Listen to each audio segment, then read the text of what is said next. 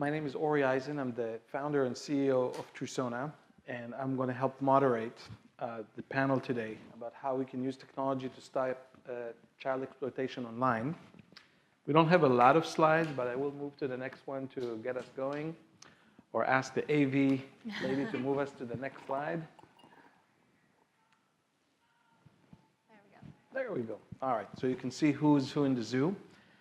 We're going to take you on a journey in the next hour, just like a movie arc. We're going to start with some doom and gloom and share with you what really is going on in the dark web and how kids are being exploited. We do have a box of tissues right there for those who might need it, and I'm not joking. We got that for this session. This is not part of standard gear issued by South by Southwest. After that, each of us will introduce ourselves and tell you why are we doing what we're doing, a little bit about our day jobs and so forth. Then we're going to talk about some tips as parents, educators, people who live on this planet. What can we do about this? And at the end, I hope we're going to wrap with some uplifting hope and some fun things. So I'm going to ask Julie to get us started, and then we'll go around and come back for the second phase. Julie. Sure. So I'm Julie, like it says up there. I'm the CEO of a nonprofit called Thorn, and we work at the intersection of technology and child sexual abuse. The story of how we got involved in child sexual abuse online is, you would think it was kind of just core to our mission. That's where we started. We were going to combat child pornography from the start, but actually, we're 5 years old, and when we started, we were working on child sex trafficking and building tools for law enforcement to find children faster. And it was about 3 years ago, so 2 years into our work, one day I got a phone call from 2 officers at Department of Homeland Security. And they said, hi, I'm Officer so-and-so, you don't know us, but someone at the National Center for Missing and Exploited Children said, we need to talk to you and we need your help. And I said, okay, well, we don't help on cases. We build software and we give it away. And they said, no, we need your help. And they said, we were just handed a case from the Netherlands. They had seized a hard drive in the Netherlands, and on the hard drive were hundreds of videos and images of a little girl being raped. And they transpired over about a year and a half. And this person who they had seized the hard drives from had only been participating in dark web child abuse forums. And they took those images and they checked them against every known data set in the world of child abuse images, and this little girl had never been seen before. So no one was looking for her until that hard drive was seized. And the guy who was posting them online was really good. He had scrubbed all the EXIF data from every image. He had blurred the brand names in the background of all the images, so you couldn't tell where in the world he was. But he screwed up one time, and there was one image, and it had Comcast on the cable box. And that's the only reason that the Netherlands knew that this was an American victim and that Department of Homeland Security should start looking for her. They've been looking for her for 8 months, so now the case was a little over 2 years old, and they had had that case for 8 months, and they said, we sit in this forum, and her videos are continuing to be posted. A new rape video about every 2 weeks of this little girl, and we're just watching, and we can't find her. You need to get a platform that has facial recognition to run her face to find her. She's healthy, she's out there, she's living a normal life, but the dark side of her life is that she's being abused. And I said, I can't do that, that's not what we do.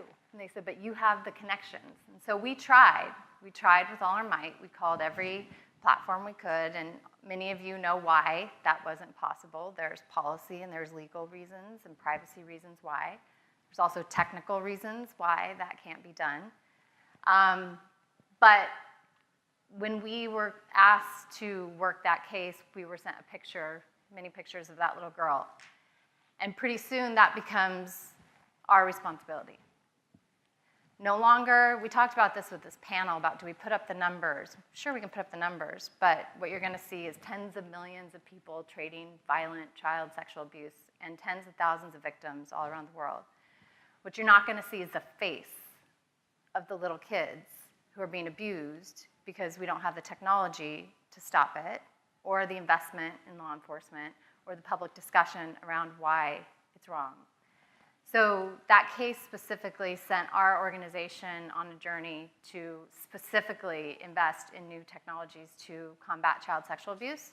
And where we started was in the dark web. So I can talk about that a little bit as we go forward, but that's our introduction to this issue. And I promise there will be an end to that little girl's story. It's a real story. And you need to know what happened, because otherwise we're not going to do our job in this session to help with social change. Because everyone sitting in this room, believe it or not, can do something to stop it. And we'll talk about what that is at the end. Donald, why don't you share with the team what you do? Yeah, so I've been with one of those technology companies for 20 years. And for most of that time, I worked with a group called Law and Corporate Affairs. So we used to do the enforcement work. I particularly was involved in intellectual property enforcement, became a data hacker, was entirely driven by numbers. Within Microsoft, we reformed a new unit called the Digital Crimes Unit. And one of the technologies, actually, the Digital Crimes Unit worked with some other academic institutions.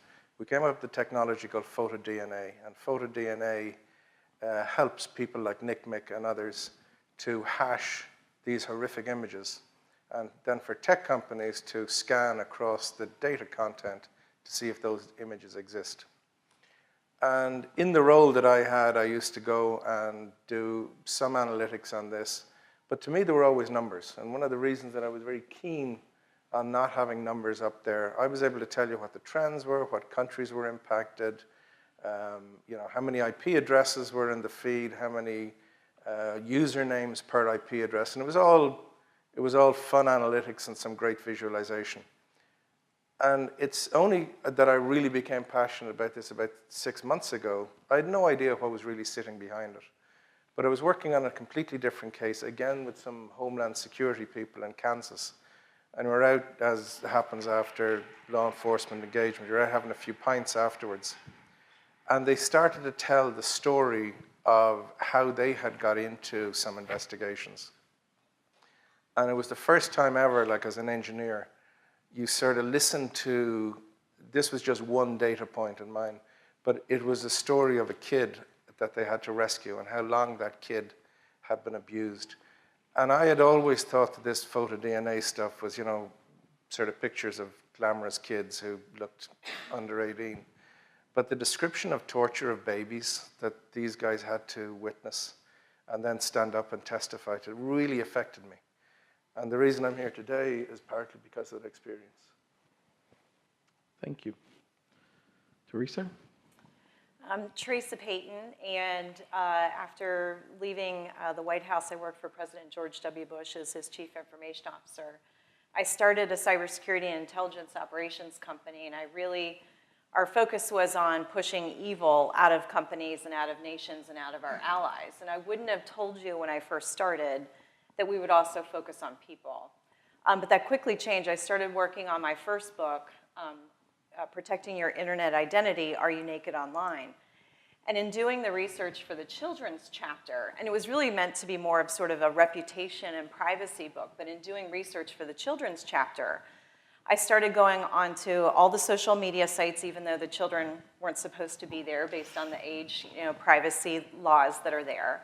And I started going into chat rooms just to see what was going on in chat rooms. And I can't tell you how many times kids, unattended, sitting in their bedrooms would be on these chat rooms. Now, I'm a good person, not a bad person, but they wanted to engage in conversation. So that really stuck with me, that we had a real issue, and I talked about it in the book, which I wrote with Ted Claypool, who's a privacy lawyer. Fast forward a couple years later, I'm working with a lawyer, and my initial relationship with the lawyer was through helping her with revenge porn victims who were adults. And then she came to me with a case, and this is a case that sort of changed sort of the direction of our company. We do a lot of pro bono work for NECMEC and sort of doing training and volunteering and fundraising. But in this particular case, a young woman decided she was going to answer a modeling ad. And they sent her tickets, and they flew her out to model.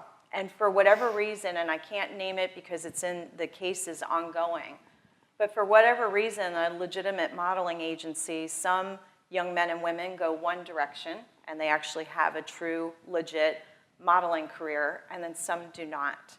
I read the young woman's affidavit because the lawyer asked me if we would take on her case.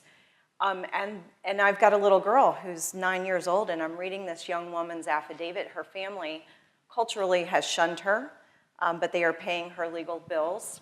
She was not going to tell anybody what happened to her, except for through facial recognition, she looks just like her baby sister. And her baby sister's on social media.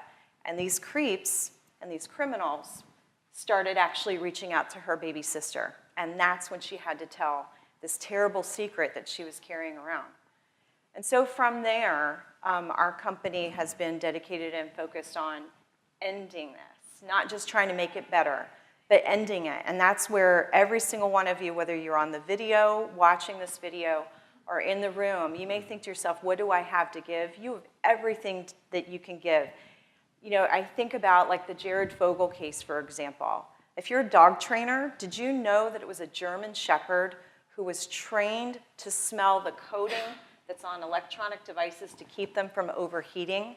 And it was that German Shepherd who found a thumb drive with evidence on it in the Jared Fogle case.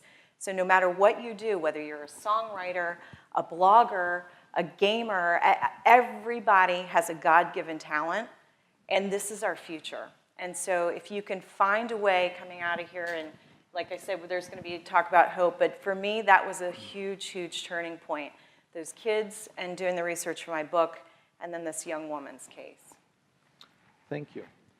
Before starting Trusona, I was the head of risk at one of the 4 large credit card companies. And every day I would come to work, I was told to manage our budget so we don't lose too much money. Sounds legit? It's just like Donald, one day, I remember it was a Monday, and I asked my boss a simple question. The money that we lose, where does it go? Who's using it? And what are they using it for? So when I started chasing the money, I realized that when we call a merchant not profitable, another way to look at it is this merchant is looking for people who would buy content that they shouldn't. So if our company would do a better job, for example, at screening what the merchant is selling, you might have a clue. Now, of course, a new merchant will not tell you, I'm dealing with child porn. They never say that. It would be too easy. They would say, I'm selling tools, for example. So I have a tool that costs $9.99 and another that is $19.99 and a perfectly third one, $29.99. Now, if you're not in the business, what you're hearing is the subscription prices. And it's really, really interesting when you start seeing that a merchant that just started a business has 1 million customers on the first day. That should have a lot of alarm bells everywhere. So every single company in our life, whether it's financial or somebody who can do something about it, or a technology company, or organizations like Thorn, can actually put a dent into this problem.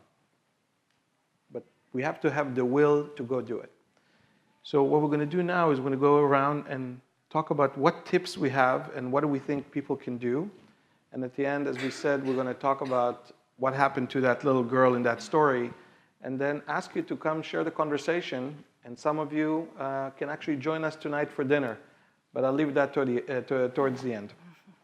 So Julie, tell us what you think you can do, either as a parent or as a business owner, or as a person listening. What can you do? Yeah, so I want to tell a little story about where our journey has come from that leads us to what we can do. I mean, we started working on that case, and that has led us to develop investigative tools for law enforcement to find children faster. But our bigger vision, actually, as we've immersed ourselves in this world, is understanding that this is probably one of the biggest hidden secrets in the world. When we talk about child abuse or we talk about something else that's like out in the world, we see it. We don't see what is happening online. And yet, in the United States alone, there were 25 million images and videos submitted to the National Center for Missing and Exploited Children last year for victim identification. Now, just of abuse material. That is only in America, so the rest of the world isn't counted, and that is only what was found. So for the most hidden crime possible, that is the tip of an iceberg. So this isn't a small problem. To give you the context of what happens when we focus right now on victim identification, but what we're focused on as an organization and what I want all of you to be a part of is this is the worst kind of viral content there is, and it is probably some of the fastest spreading. And the consequences of this material spreading are not just, oh, I have to go clean off the abuse material off my platform. One, that child is re-victimized every single time that image or video was watched. To give you an idea of how fast and far this content spreads, there was a case that the National Center worked 10 years ago. There were 6 children that were rescued. They'd been abused in kind of a group setting with neighbors and friends, all under the age of 10. They were rescued in 2005. As of today, the National Center has seen their images 750,000 times. Again, that is just in the US, and that is just those who report the images. So extrapolate that by 10, 100 times for if we go global. Those children can't, I should also say, a survey was just done of one of the first surveys of its kind of child victims of child pornography. So if we think about this, the generation of children who are abused on camera and circulated for viral content is just coming of age. They're just growing up. They're a different kind of abuse victim than a child who was sexually abused. They have a hard time holding jobs. They have a hard time connecting with friends, finding an intimate relationship with someone. And one of the scariest statistics that came out of that, there were 250 children who are now adults who were surveyed. And 75% of them said, I'm worried someone's going to recognize me. So that's a fair thing. But 30 of the 250 had been recognized. Imagine that. You're walking down the street. You know that your abuse was shared with the world. And someone says, don't I know you? And the only reason they know you is because they saw your image or your video of abuse. So that tells you something else. The number of people sharing abuse material is skyrocketing. Department of Homeland Security says 95% of the people that they've arrested for possession of abuse material in the last several years have been under the age of 35. It is a young, tech-savvy population of people who are getting involved in this for reasons that are new to the internet age. So we are sitting on, as entrepreneurs, as technologists, as parents, on a growing public health crisis that relates not just to the child that is being abused, but to the children and adults who are engaging with abuse material around the world. And that is something that we have to come to terms with. So 2 calls to action I would give you. One, as a parent, talk to your children. Talk to them about self-produced content. Talk to them about what happens when they encounter content like this. Talk to them in a very open way to know that our children are growing up in a digital age that we did not grow up in, and that we need to have an open dialogue about this. Second, if you are an entrepreneur and you are building a platform that has any type of user-generated content on it, any type, think Slack, think Zoom, think the next cool Musical.ly, chat, images, video, you have child abuse content on your platform. And you need to have something in place to find it and remove it and stop it from circulating. So, and we can help you with that. So those are my 2 calls to action, is that this is something we can no longer ignore as a community, and we can all be a part of the solution. It's going to be a long-term cultural shift, but it's also going to be a technology shift. And I think a lot of entrepreneurs here can be a part of that. Awesome. So for my, working for the tech companies, it's true that technology offers huge opportunity to people. But I think there's also a dark side to some of that. So we got to know that technology will be used in some of the darkest ways possible. That's not to say we should restrict the development of technology, but what these criminals are taking advantage of is the ability to be anonymized, the ability to use encryption, the ability to use cryptocurrencies. All of these things where they have advantages, they also have significant disadvantages. And I think one of the big things that the tech companies, together with legislators, can figure out how to do is share data. And one of the reasons it's important to share data, it's not that we understand privacy, and that's one of the big issues that all of the tech companies have, is we've made promises to our customers that we hold very dear. But the criminals know this, and what they will start to do is technology hopping. So they'll groom someone on Facebook. They will then jump to Skype. They may then exchange messages through WhatsApp. For law enforcement to try and track all of that and get all the relevant subpoenas, even if the data exists, is hugely complex. Now, in the cybersecurity space, people have already figured out how to start some of this analysis. There's a lot of threat intel sharing going on. There's a lot of conferences where people will share indicators of compromises. Zero-day exploits are shared with the technology companies that are impacted. There's a whole culture of sharing in cybersecurity. I feel at the moment, and like I said, I'm only relatively new to this, but the same culture does not exist for this hugely dark problem. And I think one of the reasons is people just don't like to talk about it. There is a lot of execs in large companies that I'm sure will say that sort of thing would never happen on my platform. Absolutely, it's happening on your platform. And when you scan major corporates, which people are now doing using photo DNA, so as a bank or an insurance company, and you scan what is your corporate property and look for photo DNA hits, you will find some of the most unusual people are involved in this content. It's an incredibly widespread problem that is just not talked about. So I do think there's a role for technology in fixing this. There's some great, to me, there's some bright lights on the horizon. The ability for machine learning to detect behaviors. Last week I was talking to some people in the financial services sector. Again, remember, this is a crime where the impact on the person is hugely disproportionate to the amount of revenue that people are generating from it. But they're such criminals and such lowlives that impact doesn't measure into their... You can watch a rape on demand for as little as $10 on streaming video. That streaming video, the content may not even be stored for more than 90 seconds after the event is over. So these are significant technology challenges. But I am starting to see some changes in the large tech companies. And one of the aha moments for Microsoft was the BBC had done a documentary on child sex abuse. And right at the introduction to the program was the sound of a Skype call. Skype had become a preferred platform for these abusers. Well, that woke some people up because that's not what Microsoft wanted to be associated with in any way, shape, or form.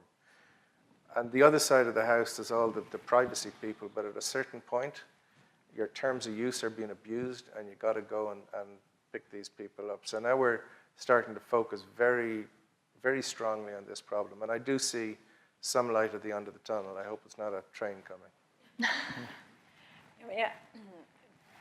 You've all given really great examples that I completely agree with on things that people can be doing. So I'll just kind of add a few things. And, I mentioned, Julie even mentioned, talk to your kids, be where they are. I mean, I don't think anybody would throw their kids the keys to the car without going to driver's ed or getting behind the wheel and cringing a little bit and teaching them and trying to sort of show and teach. It's the same thing in the digital age. If you have any kids in your life, if you don't have kids of your own, you have nieces and nephews or cousins or friends' kids, you need to be where they are, because it's not just in the dark web. The grooming, the recruiting, the soliciting is happening in the happy spaces of the internet.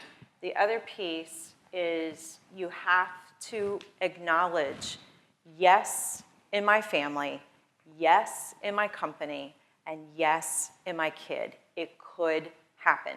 I can't tell you, we were talking as we were preparing for this a few weeks ago, and that morning I was running a little bit late to our prep session because I had a mother, she literally was vomiting in the parking lot outside her daughter's school because her daughter had sent nudies of herself to the boyfriend.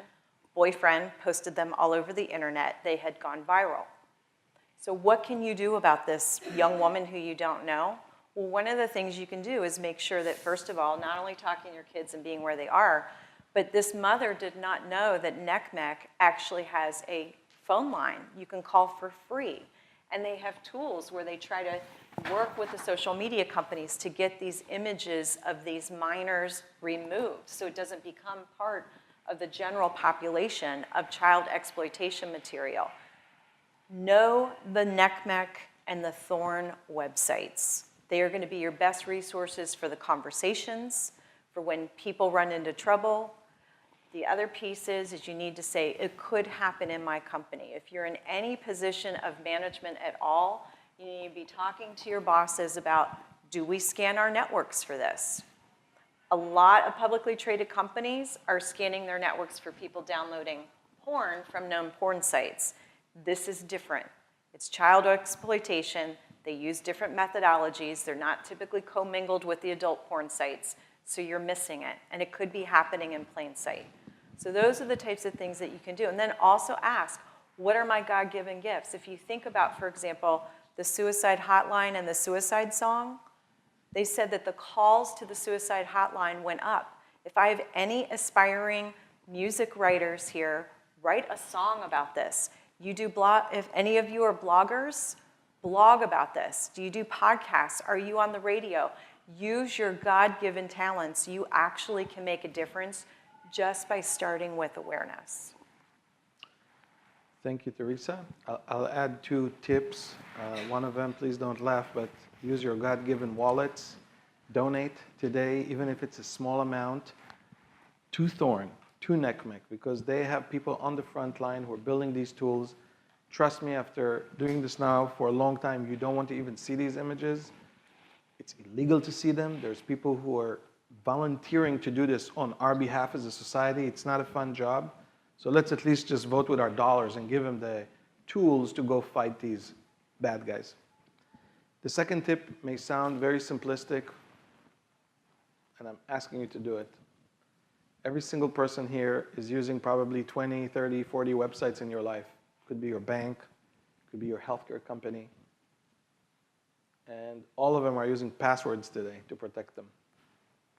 I'm asking you to change those passwords. And if you're wondering, why is he asking us to do this? Let me draw the line of how technology leads, at the end of the day, to people's accounts and how those bad guys are abusing it. Donal and I were talking about what would happen if Skype would require you to identify yourselves once as a human being, just so you now know there is a person on the other end. Why is that important?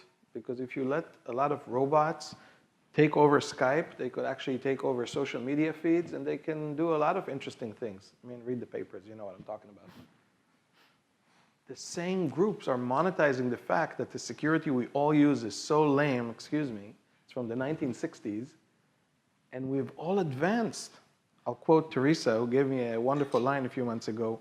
Name me another technology that you've used in the 60s that you still use now that has not changed. Just name me one. Our telephones changed, our cameras have changed, our TV have changed. Everything changed, except that if you had a computer account in the 1960s, you used a password on it. We're still doing that as a society. So what happens? Those guys are just waltzing into our accounts. Yes, our accounts. When you hear about all these breaches of username and passwords and accounts and our data, what do you think happens with this data? It's been traded all the way down to the dark web to make money. And at the end of the day, you have a whole economy that supports bad things. And yes, one of those bad things is child exploitation online. That's why myself and everybody who works in our company called Trusona, which is the fusion of true and persona, trying to change that. If you want to have an account like, I don't know, CNN.com, right? You can't just be anybody and have that account. You need to identify yourself because we are all listening, getting our news, doing things based on it. If you want to run a website for our healthcare records, you should demand that something more secure be done because otherwise all those records will be stolen, traded, and we are becoming part of the problem. So what I'm asking you, until we live in a society that values that, change your passwords because even if they were stolen now and they're starting to get traded, the fact that you change them is very similar to changing the locks on your door. They become irrelevant. So we're getting towards the third phase of this act. I'm now going to move to another slide just so the audience here can see that we prepared more slides. Here we go. There you go. How can you help? So, Julie, what I would love for you to do is tell us the end of that story with that little girl. So there is some hope. And then we're going to go around, leave you with our thoughts, and open it up for Q&A. And at the end of all that, if you want to continue this conversation, if you felt a tug in your heart and you want to do something, we're having a dinner tonight, and we'll show you the hashtag and the email. It's marketing@trusona.com. Write us and tell us what you bring to the table. And you can enjoy a dinner on us and ask more questions in a more intimate way and see what can we do about it. So, Julie, Yeah. tell us how that story ends. Well, the story ends in a couple of ways. One, we were not helpful in finding that little girl. But those two law enforcement agents, and I have to say the law enforcement agents who work these cases are angels on earth. They did not give up. And they spent another year, and they found her. And they arrested her mother's live-in boyfriend, who had been abusing her for 5 years, and broadcasting it to the world. And he has gone away for life and will never see the light of day. And she is getting the services she needs to rehabilitate. And I would say the other hope of that is that her story put us on a path to eliminate child sexual abuse from the internet. We are 100% dedicated to that as an organization. We have moved from where we were 5 years ago of just learning about the issue to now understanding what has to happen. And luckily, we now think we know how to do it. And that is a lofty goal, and that is really difficult, and that it's going to take a long time. But we have a path, and we hope you all will join us on it. Yeah. If you don't mind, Julie, I'm going to give a little bit more information, and I will not reveal anything secret. How's that? Okay. Because I'm sure some people are wondering, well, how did they find her? Well, I also want to say one thing is I have to give credit. Talk about the agents. Talk about the agents. Okay. How did they do it? Like, what helped find her after so much time? What did the bad guy do wrong, if you may, in order for her to be found? You're talking about the brick? Yes. So, I mean, this is how detailed these cases get. You know, they're looking at every single clue in an image, and there was one image that had a brick wall in it, and they called a brick expert, and they said, can you tell me where this brick was made? And the brick expert said, because at this point, all they knew was it was in a Comcast region in America. Good luck. 17 different states, so go find her. And they could not release her image. Everyone's like, well, I could put her image out on media, I could do that. No, they were worried something bad would happen to her. And they can't release it to schools because oftentimes, like, somehow that's connected. And the brick expert said, well, you know brick is never transported more than 800 miles from the location in which it's made because brick is really heavy. So there's the plant where that brick was made. Put a pin, draw an 800-mile radius, and now you've just shrunk America down to an 800-mile radius. And then there was one other item in the image that they could identify the stores in the 800-mile radius where that image or where that item was purchased. And they went and pulled all the invoices from people who had bought that item. Luckily, the first store they called, the guy was going on vacation the next day, and he goes, let me just get you all this before I go on vacation. And within the first stack of invoices, they were taking the names and popping them into Facebook to see if perhaps they recognized anyone. Guess where the little girl's image had been the whole time? The public profile image of her mother's Facebook page. She'd been sitting there for the years that we had been looking for her. We also need facial recognition at scale against publicly available images. So I'll leave that as my next request for anyone who has a massive amount of, I'm not asking for violation of privacy. If someone has made their images public and there's identifying information, that little girl, if you were to look at the Facebook page, was playing on playgrounds. She was a normal little girl that had a very dark secret that could have ended years earlier if we had been able to match her face. Amen. Don't know? I don't know, when you hear stories like that, because I've talked to some of the Homeland agents, and there was two things that struck me that are not technology, but they're the use of science. Again, it's the backgrounds to some of these images that are so interesting. And in one case, it was a video, in the background they had birdsong. They were able to get an expert in birdsong, and they knew roughly the time of year that it was done, to identify it was the mating call of some particular species. Like that, they were able to identify a region, and what they did is they took the sex offender list for this region. They had 3 hits, and apparently on the second person they visited, they had their match. They did a similar thing with fish in the background. It was a local fish. So there's amazing work being done by people, but this is incredibly painstaking. It takes years and years and years.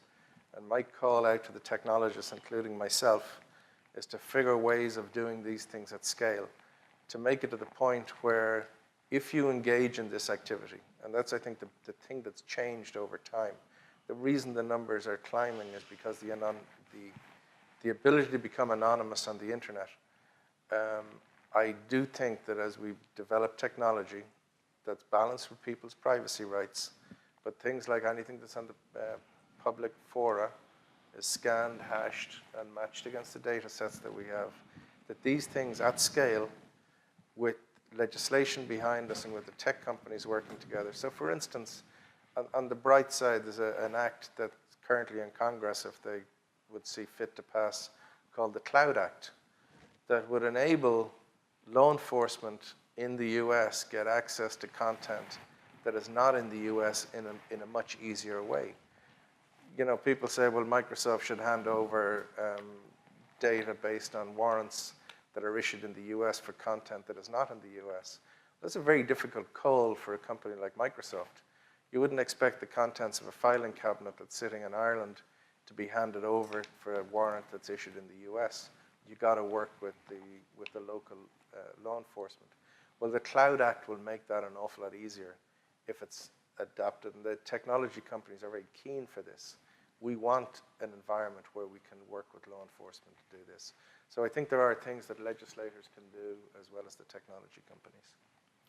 Yeah, I think the other challenge too is as we look at increasing the privacy and security of users against fraudsters and cyber criminals, it makes it harder for law enforcement to do their job and for the technology companies to hand over information. In some cases, they would want to hand it over, but they cannot because of the way the encryption is done or the way the information is handled. It's not going to be in a readable format. And so finding that right balance, and again, for those of you who work in big data, do behavioral-based analytics, artificial intelligence. The cybersecurity community can be retooling a lot of the tools that we use to look for advanced persistent threats, to retool it to look for this type of advanced persistent threat, which is targeting our children and exploiting our children. So there's a lot of technology on the marketplace that we just have to dream how to engineer it to actually do this. The second piece is it's the ongoing life of the victims. Everybody on the panel mentioned sort of the life after they've been rescued from what they've gone through. These images have to go away. And I know a lot of people have heard about the right to be forgotten, and it sounds really great on paper, but the technology is still not there, even for citizens in the EU who fall under the right to be forgotten, to make these images go away. And so that's where sort of the creative minds, those of you who are participating in this, and also hats off to South by Southwest. This was a really gutsy panel for them to approve, and hats off to them, because today is the first step in ending new victims, and today is the first step in really coming up with those ideas to help the current victims get their lives back. And I can't tell you, after working on so many of these cases in the work, they really are true angels between the law enforcement and the organizations like Thorn and NCMEC and people like Donnell and people like Ori that are dedicating parts of their lives to fighting this. It is a really challenging thing, but what I will tell you is there is a lot of hope, and it's what keeps all of us going.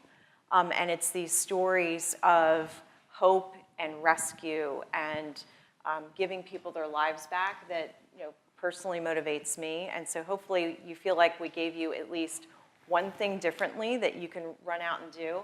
I would also say the hashtag #TechForChange. We have all made a commitment that we will monitor that on Twitter, as well as you can tag us on LinkedIn. And so whatever questions we don't get to today in the panel, or if you have an idea, or you want to reach out to Julie because you want to develop some artificial intelligence software that'll help scan photos quicker. I mean, there's all kinds of things that you can do. And so we will be tracking with you that hashtag #TechForChange. It doesn't end here. It doesn't end when the video ends. This is the call to action. This is actually where things start.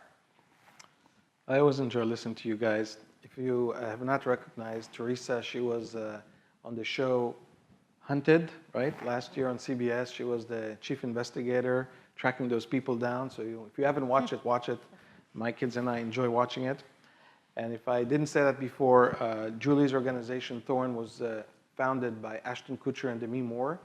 If you haven't watched last year's Ashton's speech at Congress, which has been probably shown now millions of times around the internet, you should, because every single one of us can do something, big, small. So don't think that you have no voice or no way to change things. You absolutely can do something. So here's what we're going to do next. There's a mic right up there. I'm going to go here to the last slide so you get the full benefit of all of our slides. And if any, did I go one too far? Here we go. If anybody has questions, we'll answer them.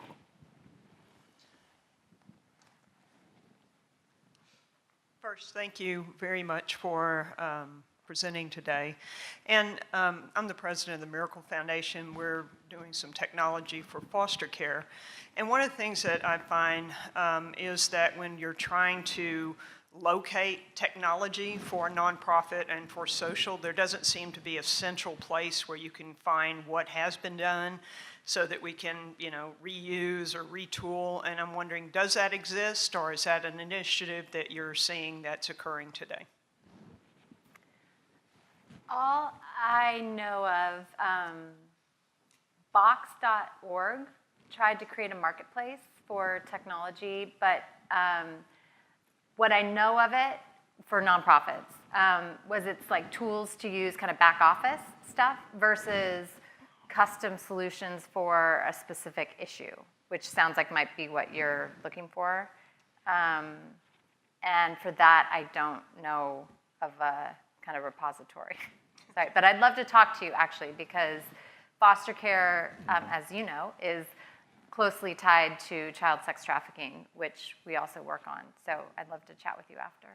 Okay, thank you. Just one other thing while people are thinking up other questions. So some of the solutions are like that. They're, sophisticated tech. There's, it might sound a bit trite, but there's a common phrase, if you see something, say something. There are now a lot of campaigns, and I notice in Seattle and Atlanta and some other airports, you see these signs up as you travel through an airport. A lot of these kids are trafficked around the country or across the world, like taken from the Philippines to the US or whatever. If you see something that's unusual, law enforcement would be way happier that they get a tip, they investigate, and it turns out to be okay, then everyone just shuts up and says, isn't that unusual, and does nothing about it. There is nothing that gives law enforcement more satisfaction than rescuing kids. Bar none, there's no other offense that they throw more effort into than rescuing children. So a thing that everyone can do, if you're traveling, make sure that you're keeping your eyes open and just look to see, this is a significant problem. And yes, not everyone, it's not around every corner. But if you are in an airport once a month, just keep your eyes open and follow that advice, say something. Hi, I was curious, what would be the symptoms of someone who is watching these videos? You mentioned they would be under 30 and tech savvy, but what are some other personas or identifiers of this population? So something I would say is, that was a pretty shocking stat, but actually it's across, it can be anyone. That is one of the more disturbing things of how the internet has kind of exploded the number of people participating in the consumption of child sexual abuse material. So there's no blanket statement of this is the person who's done this. We did do a study of, all we know, right, is the people who've been caught. And those are the people who've been studied. And then even when you study people who are incarcerated for possession of child sexual abuse material, what they will tell a researcher is pretty limited, because if they reveal too much, they might get additional charges. So I'm going to say everything I know with the caveat of the research is imperfect.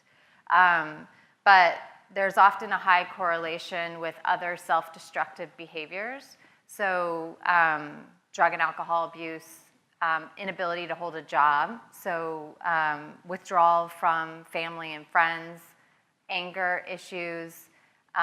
Sometimes this can be tied to an emerging personality disorder. So, in society, there is a clinical definition of a pedophile, someone who is attracted to children. And in studies, though, those people make up a very small portion of the people who ultimately consume child sexual abuse material. So people are coming into this now because of other attractions to violence, attractions to sadomasochism, again, self-destructive behaviors. So there's a whole range of things that can be correlated with consumption of child sexual abuse material. And Julie, Go ahead. one of the things that you talked to me about early on was, and sometimes it's other children who are accidentally getting exposed who then become obsessed with the material. Yeah. And I think people need to hear that. So I think one thing that is emerging, and that is a really tough discussion to have, is, so if you look at all the mainstream porn sites like YouPorn and others where people can publish self-produced content, the legal age for on-camera sex in parts of the world is, in some parts, I think, and someone's gonna have to correct me, but like 14 and 15. So you could go on to a mainstream legal porn site and there could be abuse material on there. And so so this is a pretty complex discussion to have here, but we also have to have a discussion around, are children today accessing pornography? Okay, so that's one thing. But in there, is it adult pornography? Is it pornography of children? And then the other instances we're seeing is where children are in chat rooms, like gaming chat rooms, and someone shares an abuse image. and you're a child, you're 12, 13, 14 years old, you didn't ask for it, someone presented it to you, and then you are like, oh, what is that? That's interesting. And then you say, I don't want that. But people share it more, and then they groom you to be a part of this community and tell you it's okay. And this isn't theoretical. I've actually presented at a tech company, and one of the executives pulled us aside afterwards and told us his life story of how that happened when he was 9, and then he became addicted to abuse material, ended up becoming addicted to drugs and alcohol. Again, correlation with self-destructive behavior. And then he came out of it, obviously, went through therapy and realized that he had this has kind of been forced upon him. So I say all of this with, we have to realize that our children are accessing content that we aren't aware of. And when I say talk to your kids, I mean have a really blunt conversation with your kids in a very non-threatening, open dialogue about sex and technology. And because this is happening, and they need to know how to ask for help. And then, the other thing I should say is that consumption of child sexual abuse material is probably the most taboo thing someone can do. If you think about any other kind of addiction, it is talked about publicly. We talk about drug addiction, we talk about alcohol addiction, we talk about anything else. I can't imagine anyone saying that their friend pulled them aside one day and told them they were addicted to child pornography, right? So this is the most hidden secret in our society. So if anyone thinks, I don't know anyone who's doing this, that's because no one talks about it. It's also why it has one of the highest suicide rates in jail and when cops go to serve a search warrant, because it is one of the most shameful things. It's something else that comes out of the research, is people who are arrested for this are filled with shame. They don't want to be doing it. Oftentimes, they don't want to be doing it. Sometimes they do, and those are often the producers and people abusing. But we have to have a really serious conversation in our society about how are we going to stop this if we can't have a dialogue and get these people help?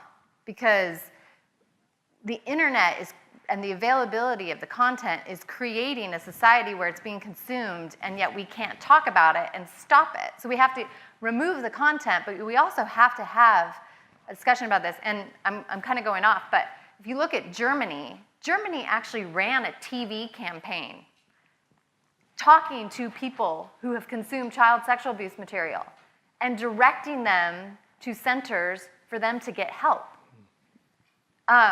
It is not a perfect science. It is incredibly high recidivism. But just because of that, we can't not do anything. We've got to get into it and figure out what works. Sorry, that was a long rant, but I've got more to say about that.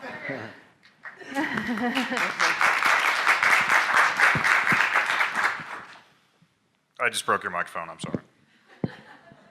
I actually broke the microphone, all right. Donald, this is probably most applicable to you for your role in this. How much does technology like deepfakes change what you guys have to do now? And you've all probably been exposed to it, but it's not like you really were getting a handle on it, but now there's this, and it changes everything, not just for children, but for celebrities, for ex-boyfriends and girlfriends. How do you react to that at this point? So it's a good question, and like I said, have not been in it long enough to have studied all of the issues, but I would say that just the way technology is going, the ability to become more anonymous, and at the same time, people's desire to share. So there's an interesting thing happening, that the creation of this content sometimes is user-generated. I'm not talking about the torture and rape on demand of babies, but there is a lot of content out there that starts to become user-generated, that becomes viral, and if you even ask these kids what they're doing, they revel in the fact that they're anonymous and they're at a point of the development where they can't see it being wrong. They just can't see down the road, 20 years. Can technology companies remove the ability to be anonymous? I would say no. That's where technology is going. That's the way everyone wants to operate. So I think to Ari's point, I do think that anyone who gets access to encryption, so the technology company should agree, absolutely, we will protect your content. You can store your content where you want. We will only respond to lawful demands for content. But we got to know who you are. You don't have access to perfect encryption if I have no idea who you are. That's just should not be tenable. And that's a balance of technology companies doing the right thing, but also having a legislative environment that says this is the right thing to do. So I don't know if that answers your question, but it's... One thing a little more, and I don't, deepfakes, but to be able to superimpose someone else's face. And when you're doing the forensic work on the imagery, now you're dealing with two separate people involved in the imagery that's going on. Yeah, so there's a whole bunch of, it even ranges to, in a lot of countries, anime, like they can be of sexual abuse, and in a lot of places, they don't constitute a criminal infringement.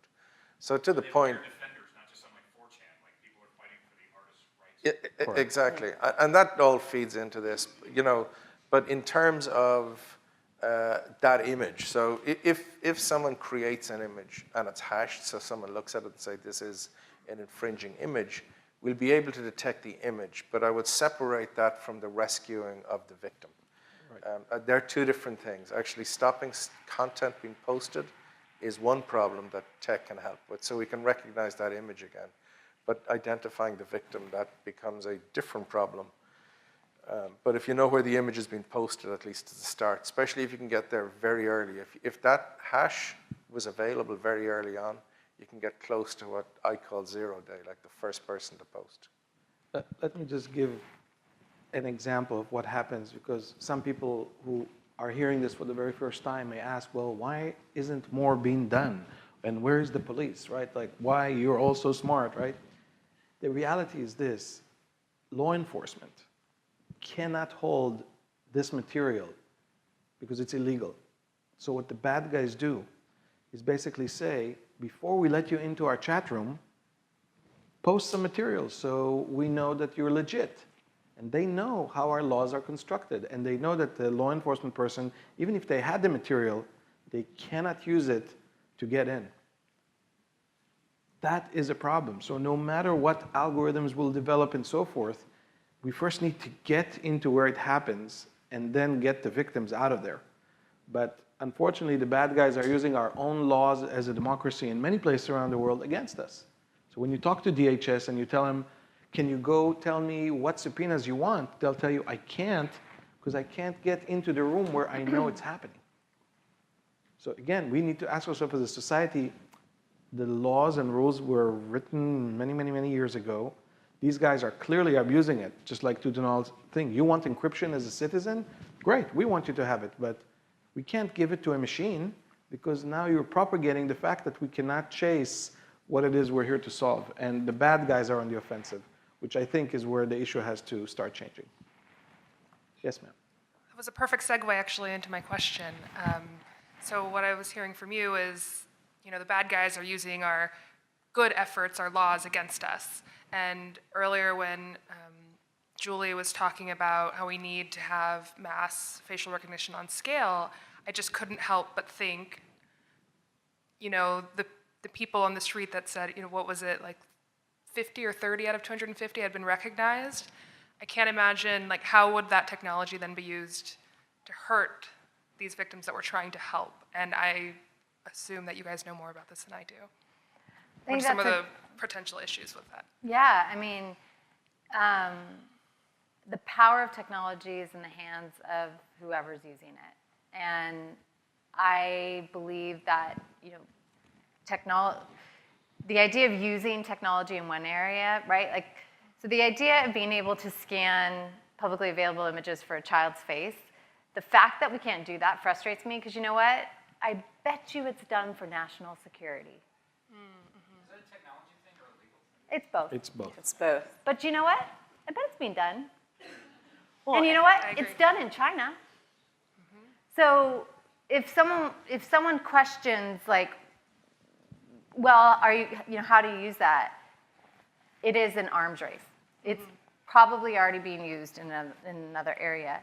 I think you mentioned this. It's the repurposing of technologies that are out there. And you have to ask yourself, right? So you do have to ask yourself those ethical questions. So that was one of the things I said about facial recognition is publicly available images. People have chosen to put your images out into the public square, right? So being able to leverage that without violating privacy. But I think it's a good question that you have to ask yourself every single time. And I think when we debate that, I'd like to be in a debate with someone who has seen the faces of the children who are being abused. Because it's really hard to debate these things with someone who has never, ever seen the faces of the children who are being abused. Because it takes you to another level. You see a depravity of the world, and it makes you question. I won't tell you it makes you change your mind. It makes you question things more deeply.